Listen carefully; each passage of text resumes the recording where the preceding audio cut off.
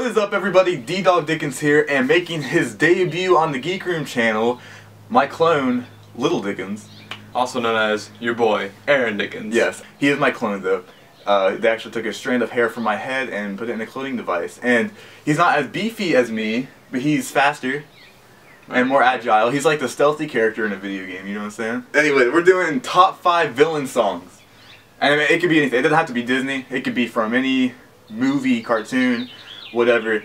As you guys... The most nostalgic ones, at least, from our childhood. Yeah, well, yeah, nostalgic, or if they just, like, if we still like them, because I have one from, like, a brand new movie on my list. I'm a huge fan of villains. I feel like the Disney villain songs are the best ones in the whole Yeah. The villain songs have always been my favorite. Like, even when I was a kid. Be Prepared is, like, one of the best. That's my favorite Lion King song. Yeah, for example, Be Prepared.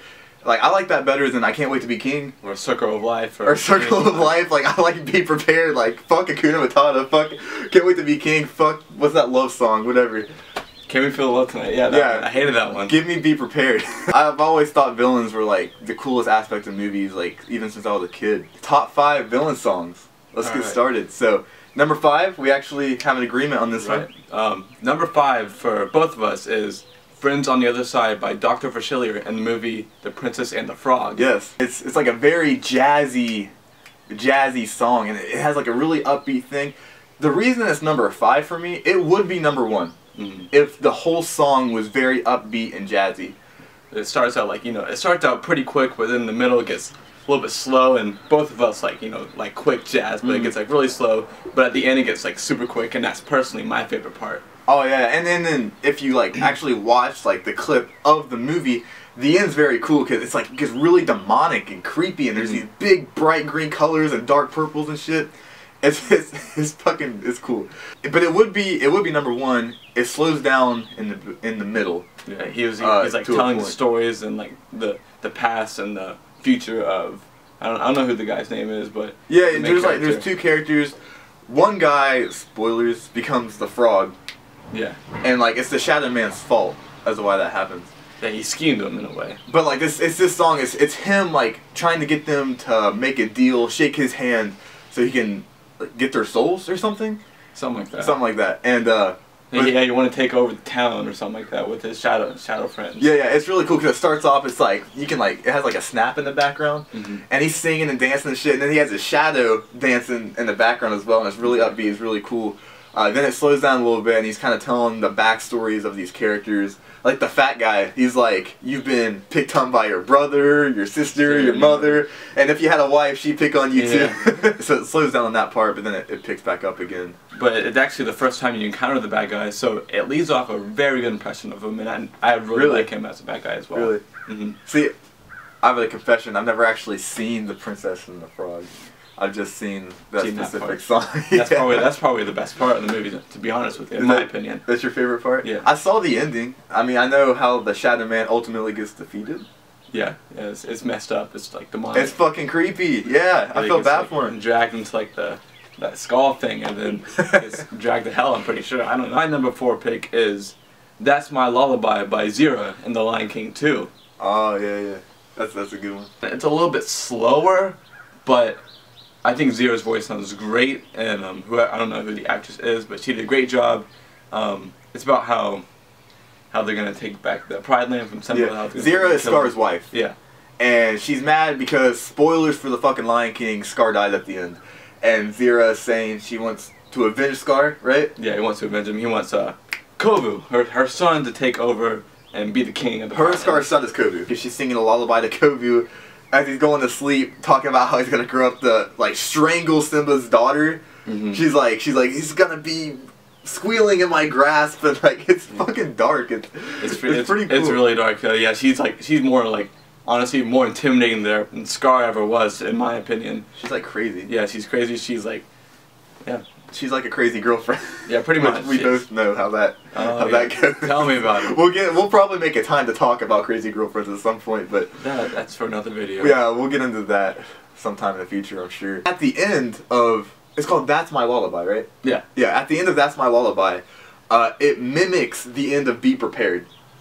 At the end of yes, at the end of Be Prepared, Scar's on top of that like big rocky mountain with all the hyenas. Oh yeah, that's right. And they're like laughing and howling into the moon or whatnot. And that's My Lullaby does the same thing, but with the exiled lions, because Zero doesn't have any hyenas on her side. It's all these lions that like Scar as king. Right. They like the way he run things. They're outside of the Pride Lands. They're in her territory. Yeah. Yeah. And which is kind of a dick move on Simba's part. He was like, if you like Scar, you're out of here. Which is kind of like cocky and a little asshole-ish. Yeah. Honestly, but not a very good democracy if you ask me. But well, I guess it's not a democracy if they yeah, that's true. But anyways, she has her and her lions all stacked up, and they're laughing into the sunset, which is like a mirror image of Scar and the hyenas, which I thought was really cool how they did that. My number 4 is Shiny from Moana, sang by his name's like Tatoa or something, or Tatatoa. It's the big crab, and he was like, the song's cool. And during the song, I know Moana's a new movie, so I'm gonna try to avoid spoilers, but basically he's just beating the shit out of the main characters, and he's singing about how they're gonna die, and like how her grandma lied. The visuals are very cool, and they do the same thing that the Shadow Man from Princess and the Frog, how they did with that, with all the colors. Basically, the crab is obsessed with gold and riches, and he sings about how he used to be just an ugly crab until he started collecting all these sunken treasures from sunken pirate ships and stuff like that. And he puts it on his shell, and he shines bright, like a diamond. Bright like a diamond. That's a terrible reference. It's a good song. Towards the end, it gets all black, and he's all colorful. He's green and pink and like bright outlines and stuff like that. So you said the visuals are really good? The visuals are really good. The visuals, honestly, is what makes me remember the song the most. He's very sarcastic when he sings. It's a very sarcastic tone. It's also very dark, and he's like, it's like a happy song. It's an upbeat song. It's not your typical villain song. And as he's killing these main characters, he's happily singing. And it's just really dark, and you're like, damn, okay, this guy is enjoying this right now. Yeah, so that's a little bit like a different way to go about a villain song, I guess. Yeah, I appreciated that. It's clever, I guess. It's very unique. I've never seen that before. Number 3. Number 3. I actually did not have a number 3 pick because I do not know any other villain songs than these 4. This guy's uncultured. Exactly. He's never seen Aladdin. He's never seen Little Mermaid. He didn't see Moana, Frozen, Hey, I seen Little Mermaid, but it was when I was like 4. I have a number 3, and it's from the Jungle Book, the remake, the 2016 remake, the Jungle Book. I Want to Be Like You, from King Louie, voiced by Christopher Walken. Did you see Jungle Book? I did not, but I wish I did. You haven't seen the original either, have you? No, I have not. The original song is pretty good, but I never liked the Jungle Book, the original Jungle Book. I've seen it, I saw it as a kid, didn't like it. Saw it recently when I was babysitting my little cousin because he loves the movie, and I fucking hate that movie. I get so bored. But the remake's amazing. It's an amazing movie. You only have 2 songs, Bare Necessities and I Want to Be Like You. I Want to Be Like You, I was singing that. I left for basic combat training the day after I saw the Jungle Book. And that song, I kid you not, was stuck on my head all throughout basic combat training, because they don't let you listen to music, so I was just constantly replaying that song in my head. And it's very upbeat. It's King Louie is this big ape, and he basically runs the jungle, and he's kind of like this mafia character in the remake. If you work with me, I'll work with you, kind of thing. You know what I'm saying? He sings to what's the fucking kid's name in the Jungle Book? Shit. I can't tell you anything. I have not seen this movie. Mowgli's his name. Mowgli. Okay, he sings to Mowgli because Mowgli's a human, or a man cub as they call him, a little kid, and he's saying, I want to be like you. I want to be like the humans. He's like, ooby doo, I want to be like you, ooh, ooh.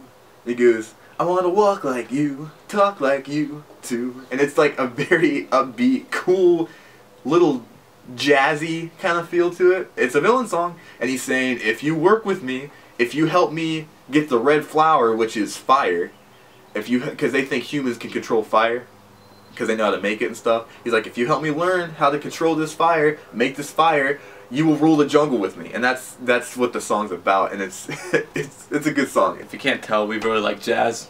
Oh yeah, jazz, yeah. Huge fan of jazz. Number 2, Be Prepared by Scar and The Lion King. Yes, that's both of our number 2s. If you haven't seen or heard Be Prepared, then what are you doing with your life? One of, by far, the most nostalgic and best villain songs I've ever heard, and I'm sure same goes for him as well. I mean, when you think of The Lion King, you think of Scar. You think of the hyenas. I mean, of course you think Hakuna Matata, Can't Wait to Be King. Be Prepared, though. I mean, everybody knows that song. Everyone if you see The Lion King, everybody, you know what that song is. Exactly. And, you know, the chorus goes, you remember the visuals, you remember Scar freaking out and fucking Hitler's thing where he's like on top of the rock and all the those hyenas are marching and he's all like, whatever. And then on the last, like, the final part of the song, he's like on that rock and it's like rising and rising and rising. He's like, duh, duh. What's he say? What are the lyrics? Like, respected, saluted, and see for the wonder I am, or something like that. See for the wonder I am. And he's like on top and his fucking mane's blowing. The hyenas are like grabbing elephant bones and like playing drums and shit, and it's creepy. I love it, dude. I love it. It was one of the best looking, like, and the best sounding of the villain songs that I've ever seen. Especially for back then. That's crazy. I can't wait to see like how they do the Lion King remake. I hope. Oh yeah. Because they're making a Mulan remake. Remember Mulan? Nope. It's with the girl who cuts her hair. She acts like she's a guy, joins the Chinese Empire. I'll Make a Man Out of You. That song? Oh yeah, I've heard of that song. Swift as a coursing rain, be a man. That's, yeah, that's from Mulan. What was that saying? Oh, they're making a remake of Mulan. I guess they're not putting any music in the remake for some reason. It's not going to be a musical. Well, that's a bit of a downgrade then. Yeah, I don't like that, but hopefully they don't do that with The Lion King. They better not do that with The Lion King. Oh, no. Because The Lion King is one of Disney's best soundtracks. It would not be good. It would not do well. It would not sell well. I mean, I think it would sell well. Not as good as it would if it had the music in it. People are still going to see the movie, but it's not going to be as acclaimed as it would with the remix. Exactly. Honestly, I don't think anything can beat the original. Maybe it can. I don't think it'll live up to its expectations. Well, Beauty and the Beast, I just saw that. The original is better than Beauty and the Beast, the remake. Oh, really? Yeah, I mean, if you guys see my review, you know my thoughts on it. But the music is better in the new movie. Oh, really? Yeah, it's probably more high quality. Higher quality, and the Jungle Book's the same way. The new Jungle Book, well, it's just all around better than the old Jungle Book, but the music is also better as well. Yeah, it's just better. Number 1. Holding Out for a Hero, covered by the Fairy Godmother in Shrek 2. Yes, Shrek 2, the Fairy Godmother, the very end when she's singing, I need a hero, and to her magic wand, Shrek is on top of the giant gingerbread man trying to break into the castle. It is the most epic. It is the most epic villain song that I can think of. This is both of ours. I mean, I don't know. It's probably obvious, but I can't think of anything more epic and grand and just it's perfect. The funny thing is, it starts out as like a very, very slow thing. You know, she's like, where are all the good men? She's like playing on the piano. Yeah, like, and then where are all the good men gone? And where are all the gods? And da da da da da. And it's like just like and then the opera starts singing and she's like jumps up and starts flying around. Yeah, and you get goosebumps down your freaking arm. Dude, you get chills. You're like, oh shit. Shrek's on the back of the gingerbread man, the big one. What's his name? Fucking Gongul or something. I don't know. He's like Mongo. I think it Mongo. No. He's like, alright, something, let's crash this party. He said, alright, big fella, let's crash this party. Alright, big fella, let's crash this party while the music's picking up. Dude. Yeah, and they're like, and then it's like Godzilla, he's like, like throwing fireballs and it hits his gumdrop button. Exactly, yeah. And he's like, he starts, no, he was really happy at first. He was smiling. Yeah. And he's like running down there. But then they hit him, and they hit him, and like his gumdrop button falls off, and little gingerbread man is on Shrek's shoulder. So he's on Shrek, Shrek's on the big guy. Little gingerbread man is like, not the gumdrop button, because that's like his catchphrase or whatever. The big gingerbread man, he's like, he does like a T-Rex. No, well, first he kicks the flaming gumdrop button into the castle. There's like this big, what's those doors called? They like fold down or whatever, and they open up. They make like a bridge. Castle doors. It's a big castle door. And he grabs it. And he starts like pulling it apart, like pulling it so Shrek can get in. Oh, then they like pour on warm milk. They pour warm milk on him, and he starts getting soggy. And then like he breaks off. And his arms break, and Shrek is like climbing on the crumbs and shit, and he like gets in there, and then the big gingerbread man falls into the lake. And the little gingerbread man jumps off Shrek's shoulder, and then he goes down with him. Oh, it's just so epic. Big Gingerbread Man's in the water, and he's like slowly sinking. Little Gingerbread Man is on his face. Yeah. Like he's as like crying and everything. He's like, no, and he's like, be good. And like Pinocchio like sweeps Pinocchio up sweeps him up and saves him, but like you're just like, no, not the Big Gingerbread Man. Like everyone likes a big gingerbread man. So that was my favorite character as a kid. Was the Big Gingerbread Man. Yeah. I bought a regular Gingerbread Man action figure, and I just pretended it was the Big Gingerbread Man when I used to play this little. Everyone liked the Big Gingerbread Man. It was so awesome, and then like the music, like Puss in Boots is this thing where like he makes his eyes real wide. He's really cute. Everybody's like, oh, like all the bad guys, all the knights that are after them, and the music stops. They're like, oh, and the music is like all gentle, and he's like, on guard, and it picks up again. He starts fighting the guys, like jumping on their heads and shit. Dude, Shrek 2 is one of the best animated movies. Hands down. It's a great movie throughout the whole, like, it's a great movie throughout the whole thing. But the way they ended it, that's how you end a movie. Exactly. This is basically a Shrek 2 review now. Exactly. This song just, like, bumps this movie up from, like, an 8 out of 10. Maybe even a 9 out of 10 to, like, a perfect score. It really, really does. It's so good. It would not have been the same if they did not have that scene in there. It's, like, monumental. Like, I don't know. It's classic. I don't even know. It's just I can't explain to you. There's no way they can't top that. But the fairy godmother is a villain. Yeah, exactly. So she's singing. She doesn't really mean anything when she sings this. She's literally just singing it to entertain her like party she's having. Because she's trying to have Prince Charming kiss Fiona, which is Shrek's wife. Because it's kind of weird to explain. Shrek drinks a potion. He's an ogre. Him and Fiona are ogres, and he drinks a potion, and it makes them like really hot humans. It's like a love potion or something that the fairy godmother made. And the catch is he has to kiss her before like midnight or something, or whoever she kisses at before midnight she'll fall in love with. Something. It's something like that. But then there's like the dad and. Well, no, if they kiss before midnight, then they stay like that forever. Like, yes.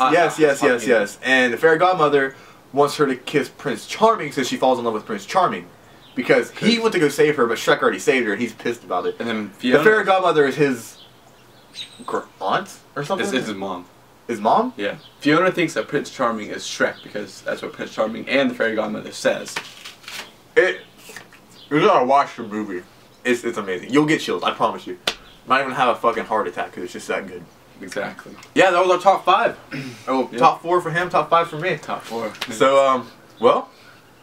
It's been good, guys. Thank you for watching. If you like what you see here, be sure to smash that like button, smash that subscribe button, and until next time, stay geeky. Smash that like and subscribe button. Stay geeky.